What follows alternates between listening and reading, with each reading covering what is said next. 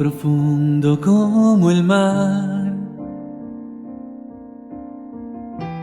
tan inmenso como el cielo. Así es tu amor por mí, y tu abrazo es eterno, como el sol de la mañana. Ilumina mi ventana. Quiero que entres en mí y seas huésped de mi alma. Entra en mi corazón, sana las heridas de mi alma. Tengo la seguridad, una cita con Dios, a este instante de adoración, para hablarte y contarte mi día en un momento. Quiero escuchar y sentir que tu voz me da la calma, la paz y el valor que necesito para estar tranquilo en mi vida. Nada me turba si estás junto a mí, por eso quiero estar frente a ti, para contarte cada detalle de mis días. Nada mejor que poderte sentir y en tu palabra poder descubrir ese mensaje, esa voz de esperanza que anima mi vida.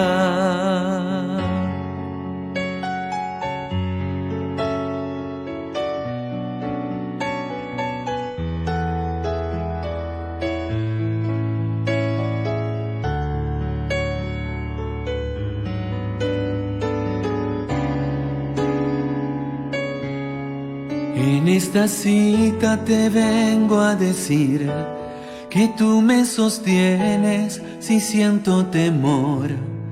Todo se pasa, todo se calma cuando estoy contigo, Jesús.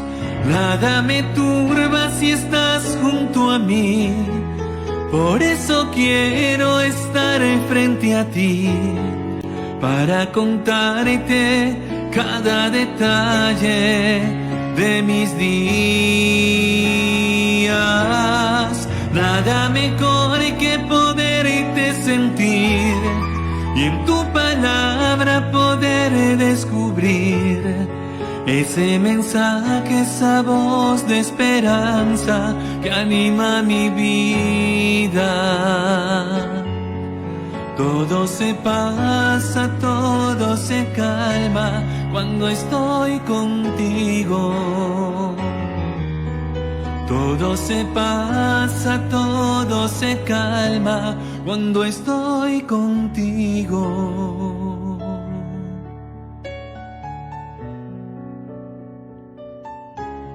Cuando estoy contigo.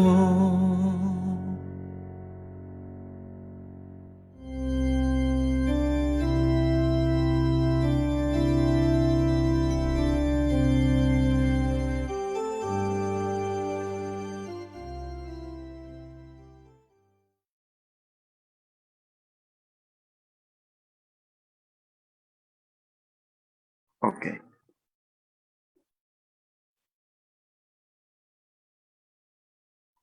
Muy buenas noches a todos, queridos hermanos. Agradecemos poder estar aquí, reunidos alrededor de la palabra de Dios.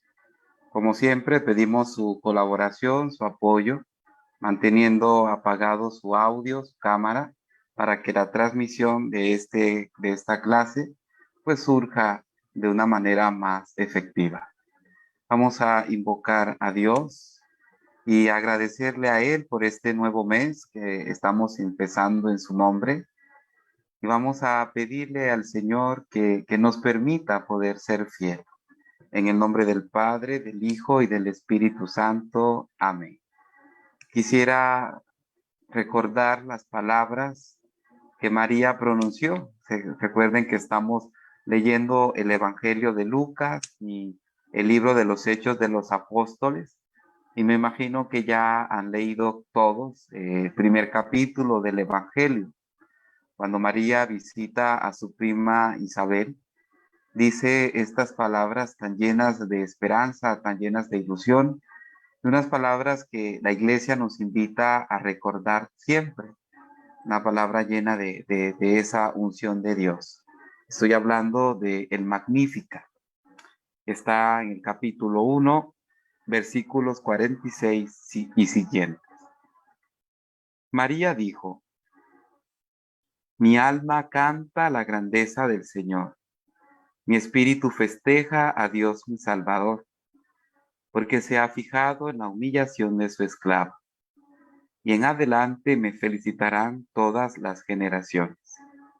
Porque el poderoso ha hecho grandes cosas por mí. Su nombre es santo. Su misericordia con sus fieles se extiende de generación en generación. Despliega la fuerza de su brazo. Dispersa a los soberbios en sus planes. Derriba del trono a los poderosos y eleva a los humildes. Colma de bienes a los hambrientos y despide vacíos a los ricos.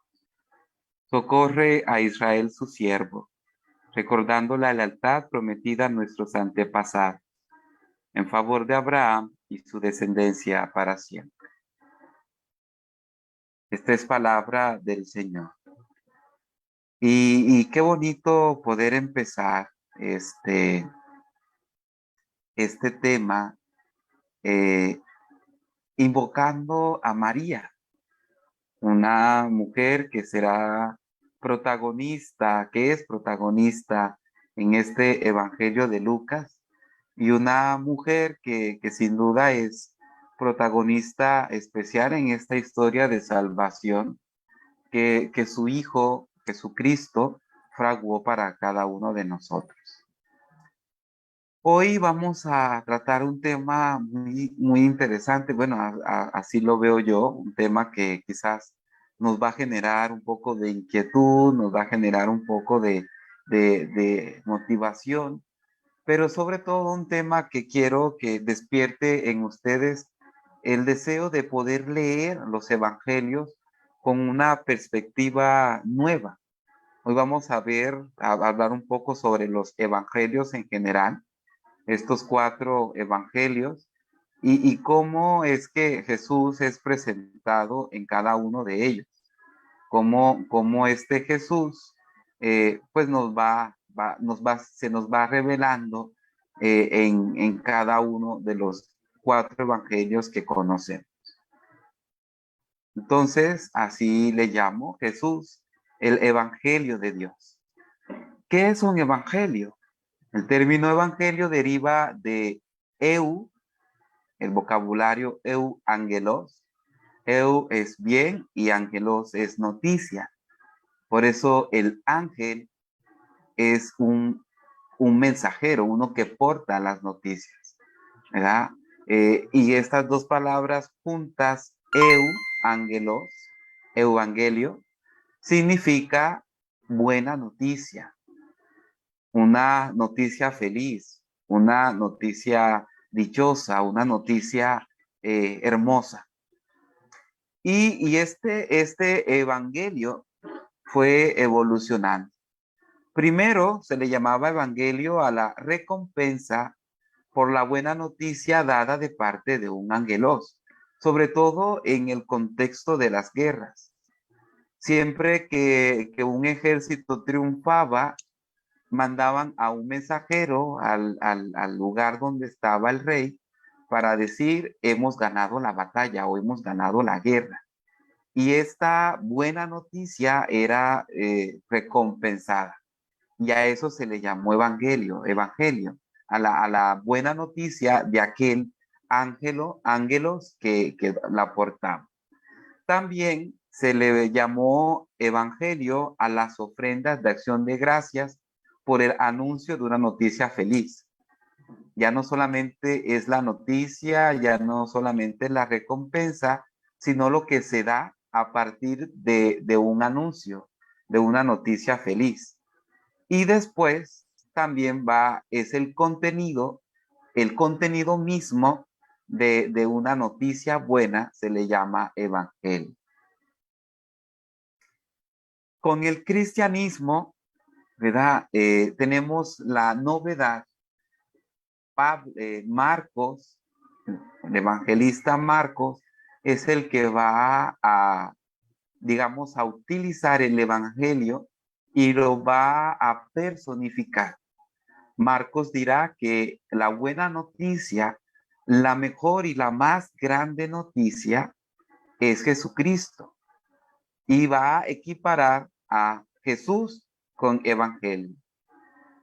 Sin duda, no sabemos, ¿verdad? Se duda si Jesús utilizó el término evangelio en su predicación, ¿verdad? No, nunca Jesús, digamos, de una manera explícita dijo, esta noticia que yo estoy dando, esta palabra que yo estoy dando es evangelio.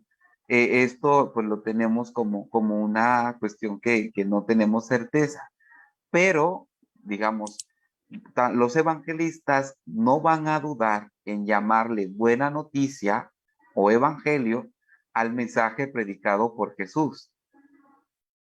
Su misión y su conciencia fueron inequívocamente evangélicas, puesto que estuvieron al servicio de un anuncio gozoso del reino de Dios, mediante su presencia, sus palabras, sus acciones. Todo lo que Jesús hizo, todo lo que Jesús predicó, toda su persona es evangelio. Y esto, insisto, lo descubrieron y lo plasmaron muy bien los evangelistas. El paso del evangelio de Jesús al evangelio que es Jesús mismo se efectuó es en la predicación apostólica. O sea, ya la predicación apostólica es la que le va a llamar a la persona de Jesús evangelio como tal. Sigue siendo proclamación oral de la venida de Dios empezando en Jesús. A esto se le fue llamando evangelio. Luego vamos a tener, ¿verdad?, una etapa prepaulina. ¿Y por qué Pablo? Porque Pablo es el que más explota este término y es el que más va a utilizar el mensaje de Jesús como buena nueva, como un anuncio gozoso, como un anuncio dichoso. En su estadio más primitivo, los sucesos salvíficos proclamados se concentran en la muerte y en la resurrección de Jesús. Después pasan, y este anuncio, lo que nosotros llamamos querigma, Jesús que muere y Jesús que resucita, se les fue conociendo inicialmente como una buena noticia. Después se va a empezar a designar a la persona de Jesús de Nazaret como evangelio de Dios, como la buena y la más grande noticia de Dios para la humanidad. Pablo le da el uso común en la iglesia al término evangelión, al verbo evangelizar. El verbo en Pablo, en las cartas de Pablo, se encuentra 21 veces de las 54 veces del Nuevo Testamento. El sustantivo se encuentra 60 veces en todas las cartas, la buena noticia. Y en los evangelios sinópticos, Mateo, Marcos y Lucas, se encuentra solamente 12 veces. Por eso les decía que si Pablo fue en sus cartas, en su predicación, haciendo la asimilación de Jesucristo como evangelio de Dios. Pero sin duda que quien es el original, quien empezó a utilizar el mensaje de Jesús y lo que se nos ha presentado de Jesús es Marcos, es que quien utiliza la palabra evangelio para contarnos la noticia buena, la noticia nueva de Jesucristo. El Evangelio es la noticia de un Dios que ha actuado en Jesús y lo ha convertido en Señor. Evangelio para Pablo no es un simple mensaje. El Evangelio incluye la realización de la salvación. Entonces, Dios envió lo que veíamos la vez pasada. Dios envió a su Hijo, este se encarnó, creció, predicó, muere por nosotros, hace y nos salva y resucita. Todo este misterio de la persona de Jesús es el mensaje de la salvación, pero también es el mensaje del Evangelio. Después de Pablo, el Evangelio sigue siendo el misterio de salvación, que a través de Cristo logra la paz entre Dios y los hombres, entre judíos y paganos, y contiene la esperanza de una definitiva salvación. Una vez ya Pablo ha predicado, Pablo ha enseñado, ya no hay dudas de que lo que sale de la boca de Jesucristo, la propia persona de Jesucristo, lo que Jesucristo ha dejado, ha instituido, es buena noticia. Y una buena noticia que debe mantenerse, que no debe quedarse allí encerrada, sino que debe salir y ser proclamada. Y es lo que San Pablo pues nos enseña, ¿verdad? Y es lo que San Pablo quiere darnos a entender, ¿no? Bien. Luego vamos a tener acá eh, los 4 evangelios. Y cada evangelio va a tener un matiz, va a tener un enfoque, va a tener una particularidad. Marcos, el primer evangelio escrito, y ya les comentaba eso, aunque es el primer evangelio escrito, no es el primero en el orden en el que aparece. Primero aparece Mateo, quizás como una especie de eh, bisagra entre el Antiguo y el Nuevo Testamento. Por eso se coloca al final del Antiguo Testamento al libro del el profeta Zacarías y al final, al principio del Nuevo Testamento se coloca el Evangelio de Mateo, porque estos evangelios, estos libros, tienen, digamos, como la función y la tarea de ser bisagra, de ser puente, ¿verdad? El profeta que va a iluminar un poco la presencia de Jesús y el evangelio que va a darle sentido a lo que ya antes se ha dicho. Y por eso se ha colocado allí, pero ya como lo hemos venido comentando, Marcos es el primer evangelio que se escribió. Marcos presenta a Jesús predicando el evangelio de Dios. Para él, para este evangelio, evangelio es el anuncio de la salvación de Dios en la historia de Jesús. Dios salva y esto es una buena noticia. Mateo prefiere llamar evangelio a la predicación que Jesús hizo del reinado de Dios. Lucas usa el verbo como sinónimo de predicación. Evangelizar y predicar en Lucas son sinónimos. Y Juan va a presentar su libro como prueba para la fe, como testimonio de la buena noticia. En el periodo posexílico se pasó sin querer lo de la predicación evangélica a la literatura evangélica y es lo que tenemos como evangelios. Ahora, del evangelio proclamado a la redacción de los evangelios. En el primer nivel de este paso vamos a tener los acontecimientos referentes a Jesús de Nazaret, desde el momento en que nace hasta el año que muere. Como les comentaba la vez pasada, alrededor del año 29-30 después de Cristo. Se trata de la enseñanza, los gestos, las actitudes, la convivencia de Jesús con sus discípulos, con el pueblo, sus posturas hasta las instituciones judías, etc. Lo que es Jesús como una persona concreta, como un individuo particular, ¿no? Lo que veíamos, un individuo que tiene unas coordenadas, espacio y tiempo que lo van determinando. Esto es lo que hay, la persona en sí misma. Jesús de Nazaret, personaje histórico, es el principio y el fundamento de los 4 evangelios. Pero Jesús, y esto lo sabemos todos, nunca escribió nada, ni mucho menos ordenó a sus discípulos escribir algo, ¿no? Jesús era un profeta itinerante que quería predicar, que quería anunciar, pero nunca dijo, a ver, escribe Mateo lo que estás viendo, o escribe Lucas lo que te estoy diciendo, no, sino que este proceso de la escritura, de lo que Jesús realizó, es posterior. Su misión y la de sus discípulos fue la de la predicación. Ustedes que han visto no pueden quedarse callados, tienen que predicar, tienen que hablar. Y eso lo van a ver ustedes cuando empiecen a leer, espero que no demoren mucho, el libro de los Hechos de los Apóstoles.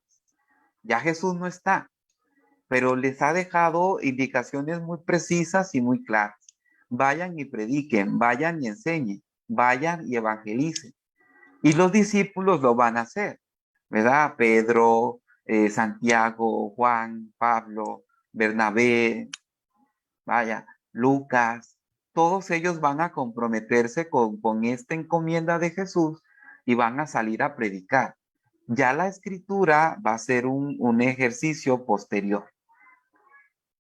El segundo nivel es el referente a la labor transmisora de la comunidad del año 30 al año 65.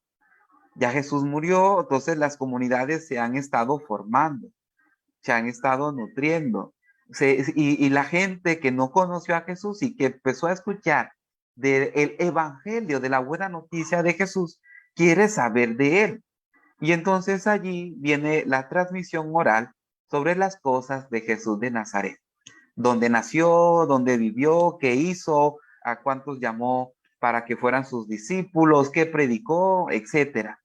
Eh, Cómo murió, cómo resucitó, todo esto en un principio tiene pues una realidad muy sencilla de plasmarse, se va plasmando de tradiciones orales, un grupito que se reúne a escuchar a uno de los testigos oculares hablar sobre la persona misma de Jesús.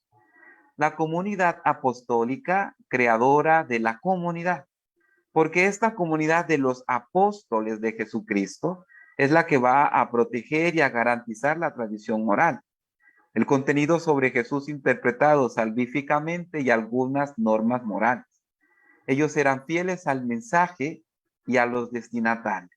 Recordarán ustedes cuando Pablo tiene un conflicto porque no sabe cómo predicarle el evangelio a los que no son judíos. Y entonces Pablo va a encontrarse con el grupo de los apóstoles, aquellos que sí estuvieron con Jesús. Hablan siempre del grupo de Santiago, de Pedro y de Juan, que eran como los líderes de la iglesia en Jerusalén. Y Pablo se reúne con ellos y allí, estando los discípulos, le dan a Pablo unas indicaciones. Pero siempre estos 12, ¿verdad? Que luego Matías va a ser el sucesor de Judas Iscariote. Este grupo de 12, al menos en estos años del 30 al 65, van a ser quienes van a dar las pautas, quienes van a decir y van a enseñar y van a procurar que el mensaje de Jesús no se desvíe, que nadie esté diciendo cosas exageradas o que nadie esté falseando una verdad, nada más por la fascinación o por algunas cosas que no tienen que ver con el verdadero mensaje. Ya después de esos años, del año 65, viene entonces, bueno, durante estos años, eh, vamos a tener algunos ambientes en el que se va a conservar la tradición del Señor. El primer ambiente es el ambiente litúrgico. ¿Por qué? Porque ellos se van a reunir en casas. Aquí me equivoqué, es Hechos de los Apóstoles. De Hechos 1:13. Lugares de oración, instrucciones, reuniones una vez a la semana. Cuando ellos se reunían, en asambleas bautismales o se ponían a hacer oraciones en el ámbito litúrgico, lo que está al principio siempre es una tradición oral. Es un recuerdo, es un comentario, es una explicación, es una, eh, es compartir algo de la propia experiencia, ¿verdad? Siempre en lo litúrgico, siempre vamos a tener cómo la comunidad se va a ir formando sobre la persona de Jesús. Luego vamos a tener la catequesis y la instrucción. Allí en la catequesis, porque les decía, los que no conocieron a Jesús van a tener esta fascinación, esta ilusión, este deseo de querer saber quién era Jesús, qué decía Jesús, qué opinaba Jesús sobre el sábado, sobre el ayuno, sobre la convivencia con pecadores, sobre la purificación, sobre el divorcio, sobre cómo tenemos que relacionarnos con las autoridades paganas, sobre cuáles son los conflictos en los que nos enfrentaríamos si tratamos de seguir el mensaje de Jesús. Y todo esto, los apóstoles estaban allí tratando de recordar muy bien las palabras de Jesús, las indicaciones de Jesús, la manera como Jesús replantea pues el seguimiento de él y la voluntad de Dios frente a esta realidad. Luego tenemos la misión universal, porque esta tarea desempeñó un papel capital en la génesis de la tradición evangélica y en el surgimiento de nuevas comunidades. Para presentar el querigma, los predicadores recurrieron a la biografía de Jesús. Esta biografía de Jesús resumida en un primer momento. ¿Cuál es el primer momento? Lo que leemos aquí en Hechos 2:22. Si alguien tiene su Biblia, puede abrirla, por favor. Yo las voy a citar aquí, Hechos 2:22. Entonces aquí tenemos, israelita, escuchen mis palabras. Jesús de Nazaret, un hombre acreditado por Dios. Ustedes con los milagros ante Dios, acreditado por Dios ante ustedes, con los milagros, prodigios y señales que Dios realizó, como bien saben. ¿Verdad? Esto es lo que se decía. Un hombre acreditado por Dios que hizo milagros, que hizo prodigios, que predicó una hermosa noticia y que ustedes apresaron, crucificaron, asesinaron y resucitó al tercer día. Esto era lo primero que se decía de Jesucristo. Ya después se fue añadiendo pues una obra más completa. Y también se recordaban de manera muy especial los milagros que Jesús realizó. El tercer nivel, ya una vez, después de la persona de Jesús, después de la tradición apostólica, vamos a tener este tercer nivel, que es la fijación escrita de los evangelios. Vamos a tener desde el año 65 al año 100. El punto de partida es la mente de los testigos oculares, ¿verdad? Ellos son los que saben, ellos fueron los que vieron, ellos son los que estuvieron allí preguntando, indagando, consultando. Se sintió la necesidad de conservar por escrito y ordenadamente los recuerdos, que hasta entonces habían sido orales o codificados en colecciones sueltas. Cada uno de los autores realizó actividades redaccionales diferentes, la síntesis, la adaptación, y esto según la teología propia y también según los destinatarios. Porque no es lo mismo escribirle a hombres que conocen la ley judía a hombres que la desconocen. No es lo mismo que escribirle a sacerdotes, ¿verdad? Que conocen muy bien la ley de Moisés, a escribirle a paganos que quizás nunca han conocido de esta ley. Y lo vamos a ver cuando uno empieza a ver los matices de cada uno de los evangelios. ¿Por qué el documento escrito? ¿Por qué la necesidad de plasmar por escrito un evangelio para Jesús o un evangelio sobre Jesús? hay tres razones. La primera es la desaparición de la generación apostólica. Tarde o temprano iban a morir. Pedro, Santiago, Juan, Tomás, Judas, Tadeo, etcétera. Todos ellos tarde o temprano iban a morir y no iba a haber quien, si no se quedaba algo escrito, quien diera fe y quien pudiera transmitirlo a otras generaciones. Luego, el retraso de la venida del Señor Jesús, porque al principio, en el primer siglo, los discípulos estaban muy confundidos. Ellos creían que Jesús iba a regresar pronto. De hecho, San Pablo, en una de sus cartas, dice, aquellos que estemos vivos cuando regrese. Él estaba asumiendo que él iba a presenciar la segunda venida de Jesús. Pero ya en otra carta, una carta quizás unos 20 años posterior, va a decir un poco resignado, y aquellos que queden, que estén vivos cuando Jesús regrese. Entonces, había una expectativa sobre la venida de Jesús, pero pasaban los años, pasaban las décadas y no llegaban. Entonces decían, vamos a escribir todo esto para que quienes lo lean puedan también esperar esta venida. Y luego, una tercera, y es muy importante, una tercera razón es la incardinación en el mundo pagano.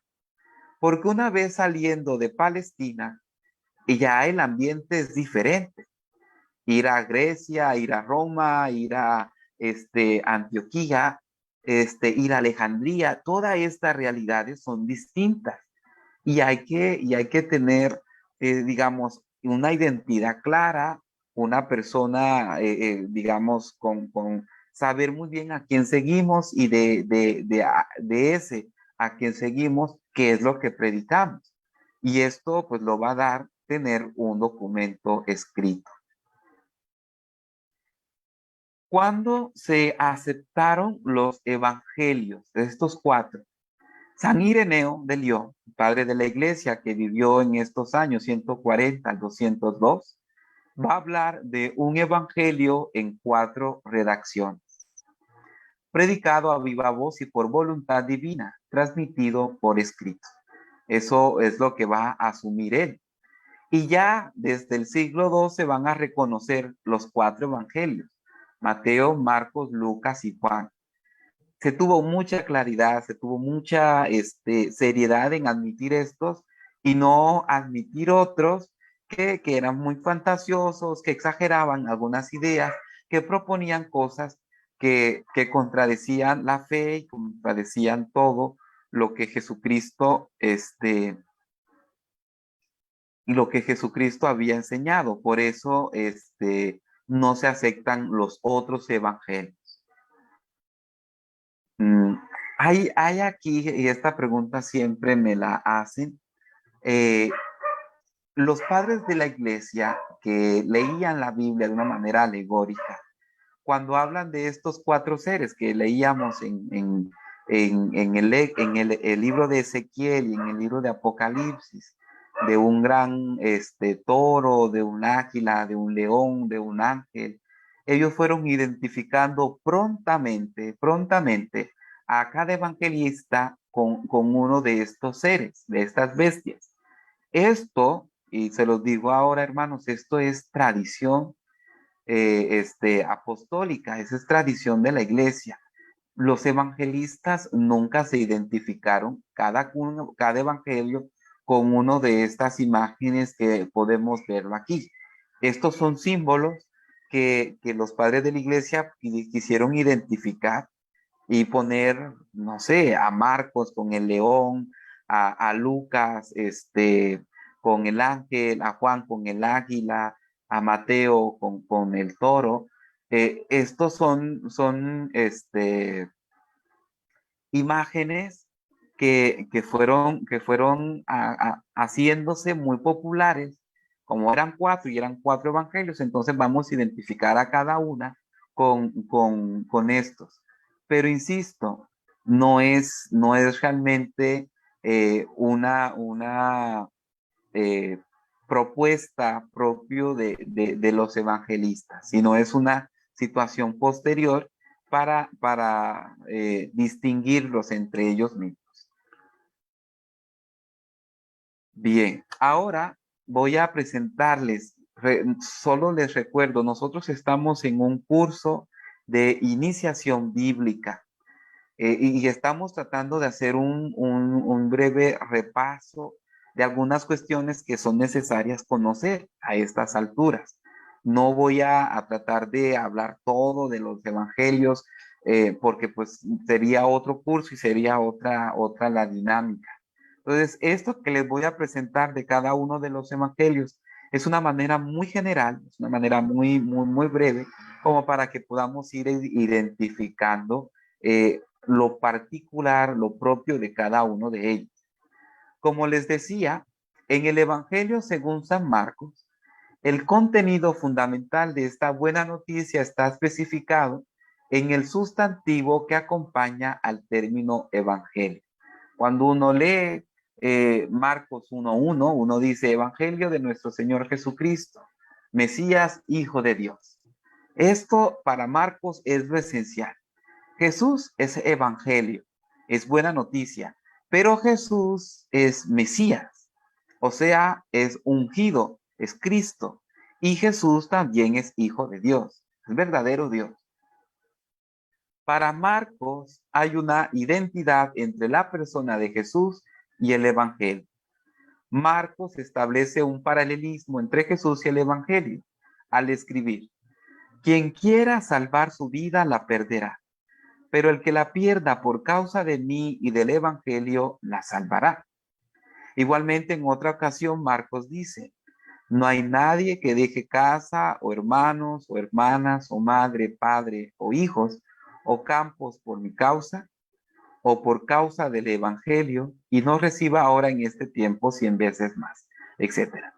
O sea, Marcos va a identificar a Jesucristo como la buena noticia de Dios. Por consiguiente, Marcos pone ya al comienzo de su obra lo que constituye la buena noticia, que Jesús es el Cristo y que Jesús es el Hijo de Dios. De hecho, cuando uno lee el Evangelio de Marcos, ustedes ya lo leyeron, se da uno cuenta que hay dos partes.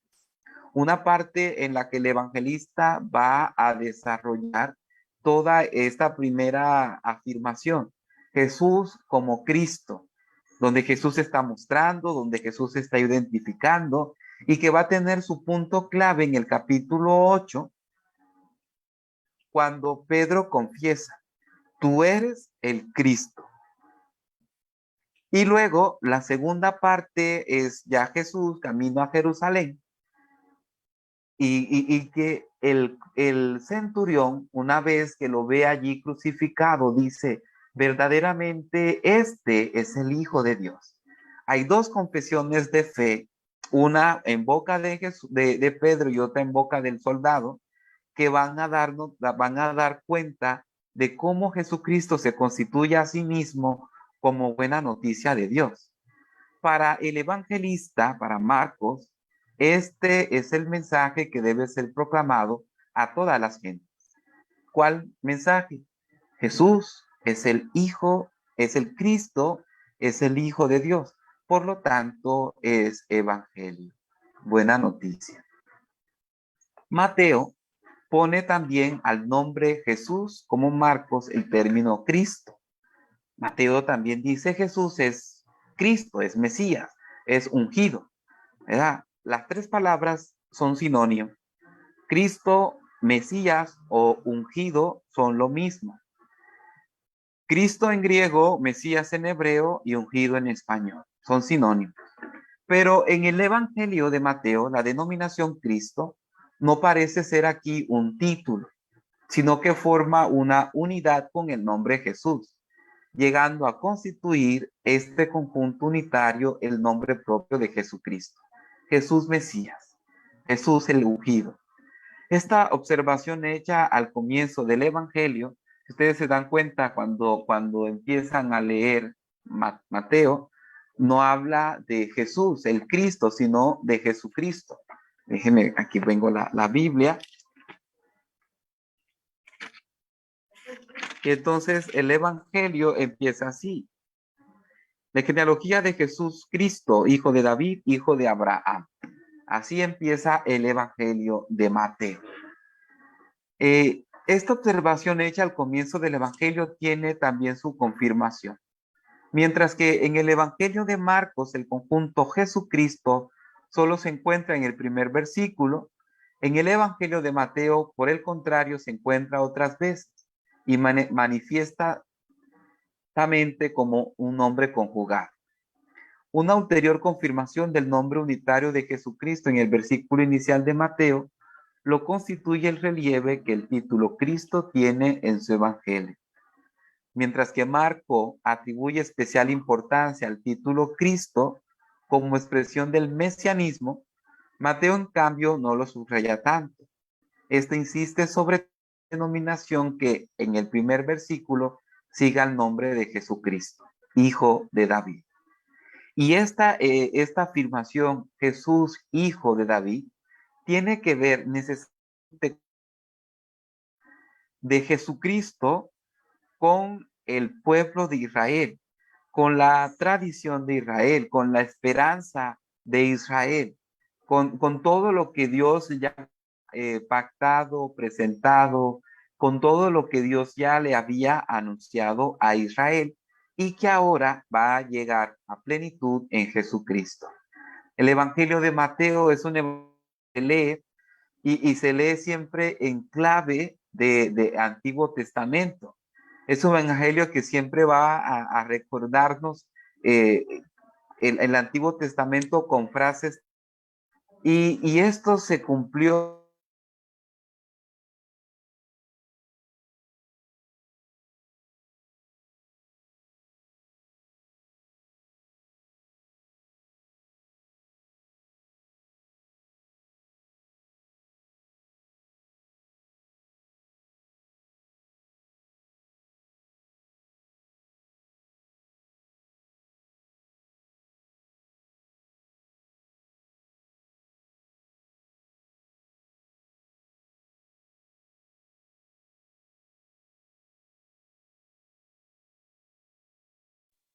Steffi, ¿me escuchas?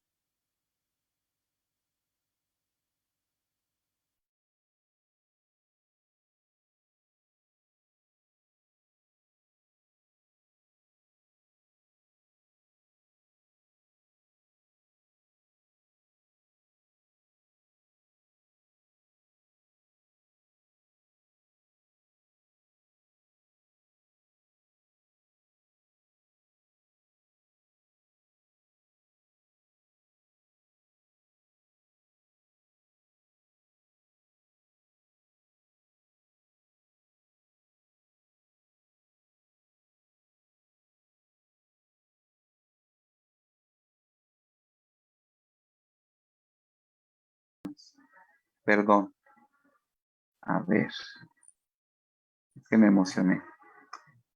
Yo creo que estábamos en el Evangelio de Mateo, ¿verdad? Vamos a repetir. Les decía que este Evangelio de Mateo es un evangelio en el que hay una conexión especial de Jesucristo con el Antiguo Testamento. Un evangelio en donde vamos a leer de manera muy especial y para que se cumpliera la escritura y según lo que ya habían anunciado los profetas. Y esto sucedió porque así estaba escrito, etcétera. Es un evangelio muy judío, escrito por alguien que conocía muy bien la escritura judía y escrito para gente que conoce de la ley judía.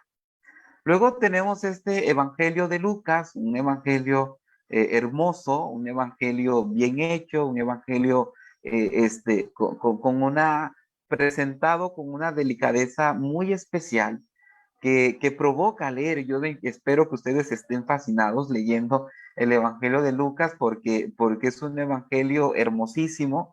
Yo lo quise dejar al final del curso porque espero que le saquen un buen provecho y que le tengan un gran gusto por esta lectura. Es un evangelio en el que todo lo que Jesús dice, todo lo que Jesús hace, todo lo que Jesús predica, tiene una justificación, digamos así, una justificación en clave de salvación. La presencia de Jesús, la palabra de Jesús, las acciones de Jesús son manifestación de la salvación.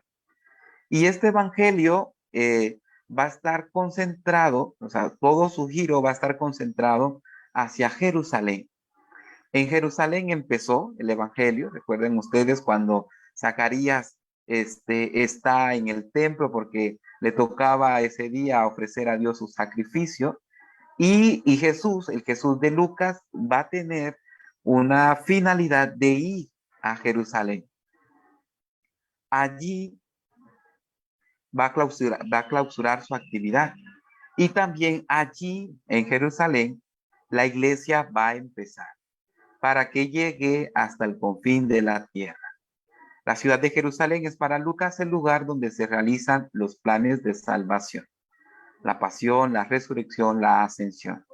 En esta perspectiva en la que se enmarca toda la dinámica del Evangelio de Lucas. Este sentido cristológico del Evangelio de Lucas que muestra a Jesús marchando hacia Jerusalén para realizar allí toda su obra salvífica, quedará completado e iluminado precisamente por la presentación que hace el evangelista Lucas de la figura de Jesús como profeta. Jesús en Lucas es un hombre que se identifica precisamente con los profetas. Elías y Moisés, que van a transfigurarse, que van a estar presentes en la transfiguración, van a escuchar a Jesús. Y Jesús va a ser reconocido, él mismo se va a autodeclarar profeta y va a decir, nadie es más rechazado sino en su propia tierra, porque ningún profeta es bien recibido en su patria, etcétera. Él va a entender que su misión, que su presencia tiene que ser profética.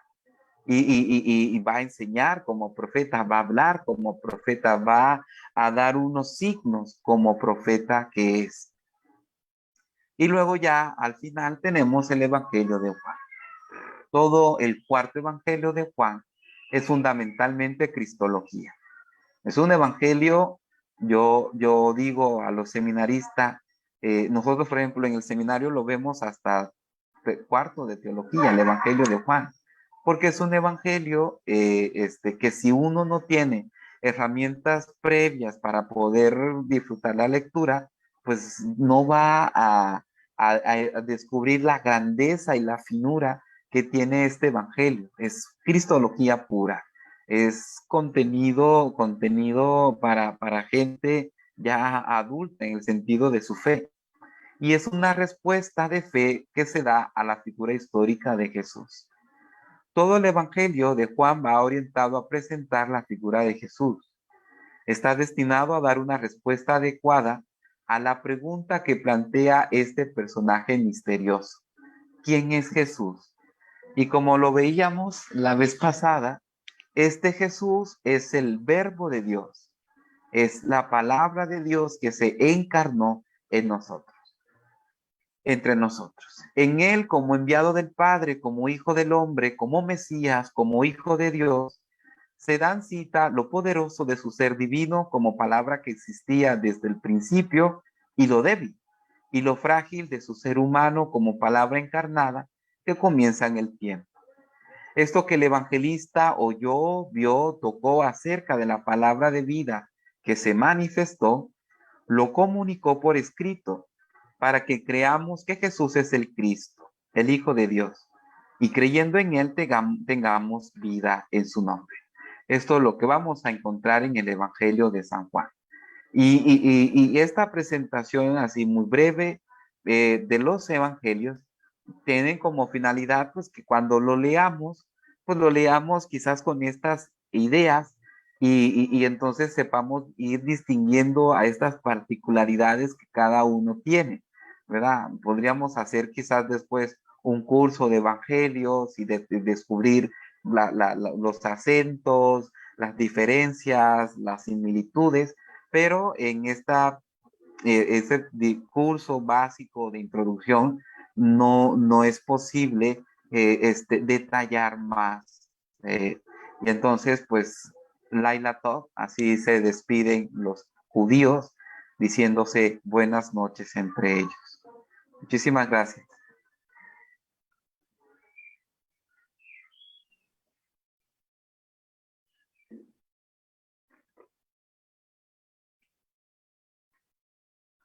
No sé si hubiese alguna pregunta, algún comentario, este, sobre esta presentación de los evangelios, cómo nos llegó hasta nosotros, cómo es que están así allí dados, las particularidades, los acentos de cada uno de los evangelios. Y si no hay preguntas, pues yo les agradezco muchísimo su atención. Seguiremos para la próxima clase.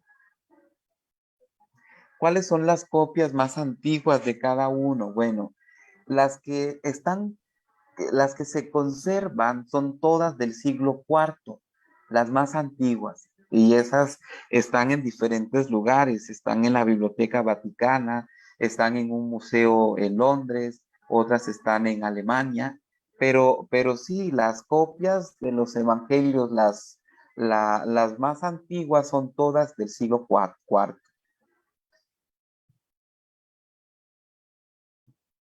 Ok, si los apóstoles llamaban Dios a Jesús, eh, no, no, la teología que fue haciendo y descubriendo a Jesús como Dios, ¿verdad? Identificándolo en esta diferencia que tenemos nosotros de la Santísima Trinidad, fue posterior. Para los discípulos, Jesús era el Hijo de Dios y esto es tener una especial relación con la divinidad, tener una intimidad muy, muy especial este, de Jesucristo. eh, y entonces no creería yo que los discípulos le llamaban Dios, le llamaban ungido, le llamaban Mesías, le llamaban el mensajero de Dios, pero no, porque el judío es monoteísta y hablar de un Dios en la persona de Jesús, este, iba a ser demasiado problemático. Insisto, esta teología del desarrollo de la Trinidad es posterior. Y muchísimas gracias por esa pregunta, Gabriela. ¿Quién tiene que decirme el versículo en donde se encuentra lo de profeta Agabo? Por favor. ¿Alguna otra pregunta?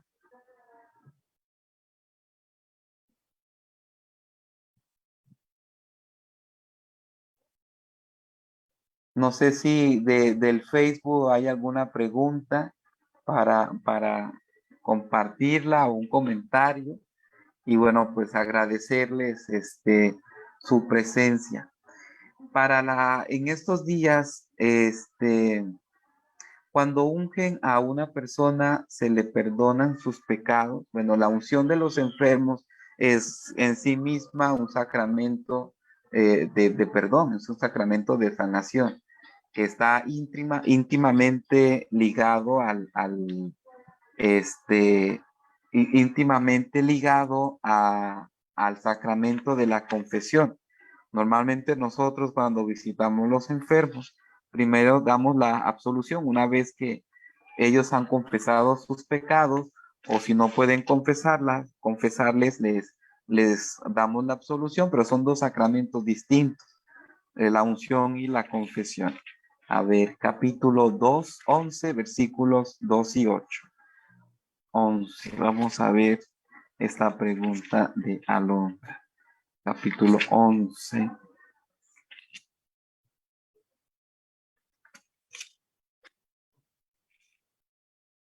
Versículo 11, 28.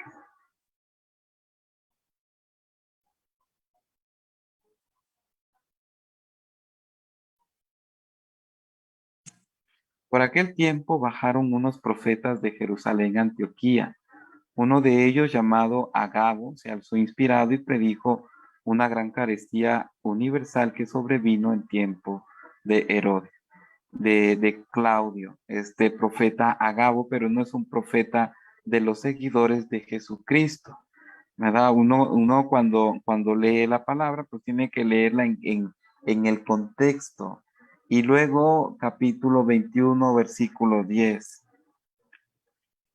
Hay muchos nombres y es imposible tener certeza y seguridad de todos lo que aparece aquí en la palabra de Dios. Son personajes así como cualquier otro personaje que pueda surgir.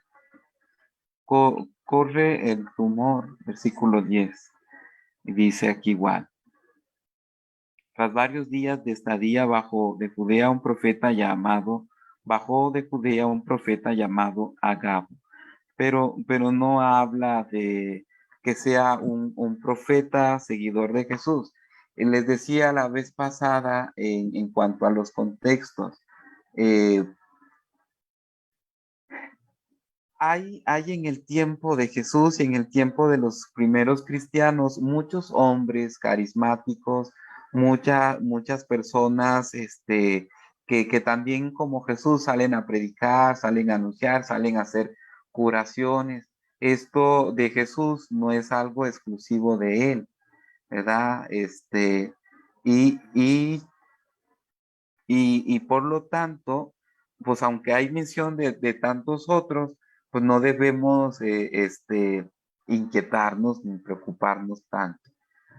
A ver, Mateo, Marcos, Lucas y Juan nos hablan del Hijo de Dios. Sí, en cuanto al reconocimiento de Jesús, todos los evangelistas parten de esta verdad. Jesucristo es Hijo de Dios. Jesucristo es una persona con la que el Padre se identificó y viceversa.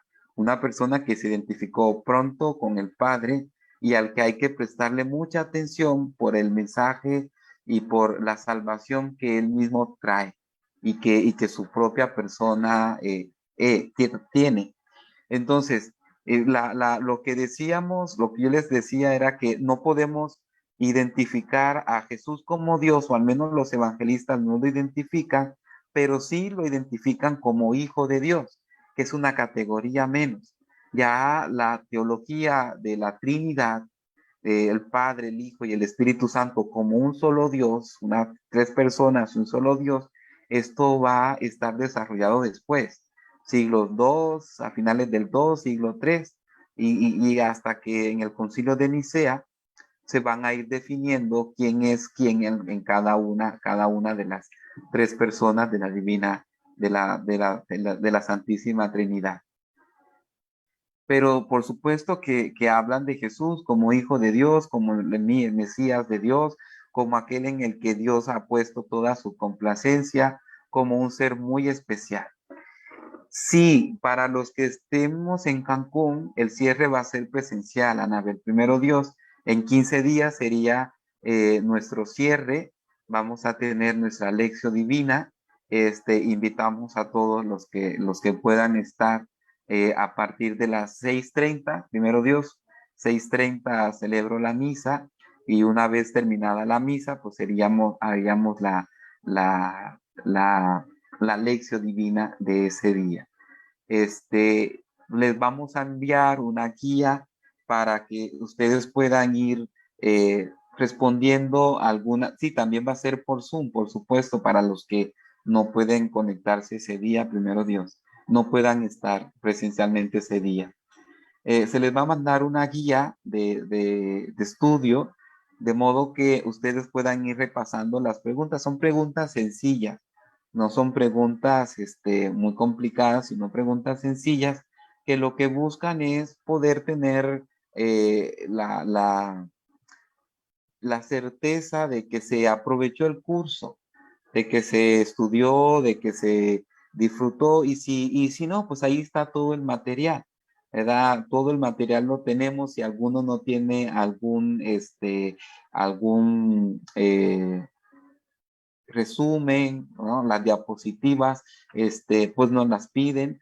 En el Facebook de la Catedral de Cancún aparecen todas las clases allí, también las pueden volver a ver si tuviesen alguna pregunta sobre un tema que no saben cuál es la respuesta, ahí están todas. Ya la señora Chanel y aquí Steffi también está para ayudarles con alguna pregunta, alguna inquietud.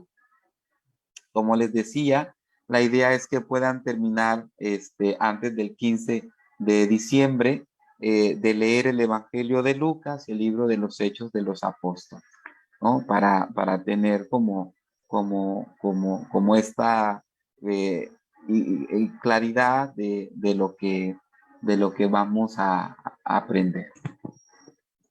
Sí, ahorita se los mando. Ya lo vamos a ver también, primero Dios, sí, la clase 13 no la enviamos, pero ahorita lo vamos a mandar. Y el próximo curso, pues estamos también programándonos, organizándonos, con el padre para ver cuándo lo vamos a iniciar, pero con calma, se les avisará, primero Dios. Pues agradezcamos a Dios que nos da esta oportunidad, pidámosle a Él su bendición, que nos llene de su amor, que nos dé su paz. En el nombre del Padre, del Hijo y del Espíritu Santo. Amén. Te agradecemos, Padre bueno, por tu misericordia. Te pido que bendigas nuestras vidas y bendigas a estos hijos tuyos. En el nombre del Padre y del Hijo y del Espíritu Santo. Amén. Muchísimas gracias. Que Dios les bendiga a todos. Bonita noche. Gracias, Padre. Buenas noches.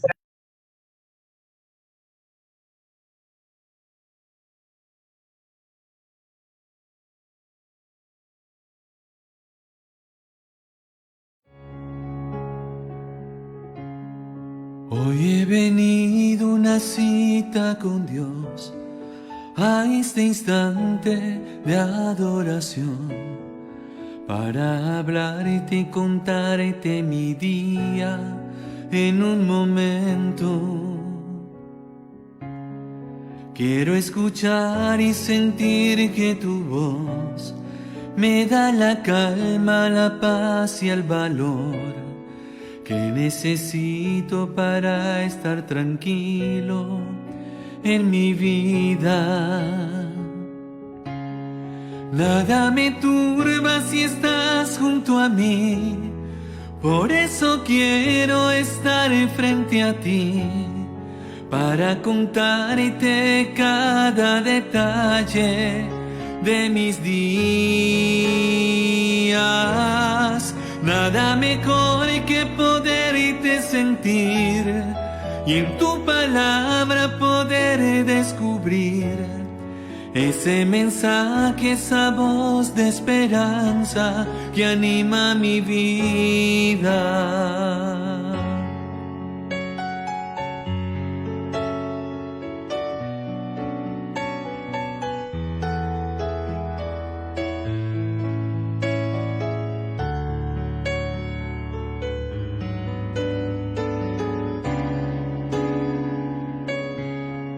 En esta cita te vengo a decir que tú me sostienes si siento temor. Todo se pasa, todo se calma cuando estoy contigo. Jesús, nada me turba si estás junto a mí. Por eso quiero estar frente a ti, para contarte cada detalle de mis días. Nada mejor que poderte sentir y en tu palabra poder descubrir ese mensaje, esa voz de esperanza que anima mi vida.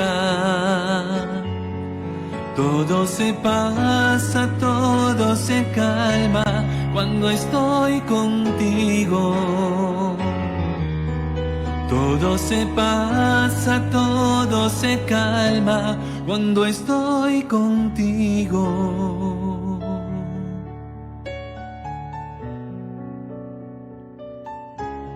cuando estoy contigo.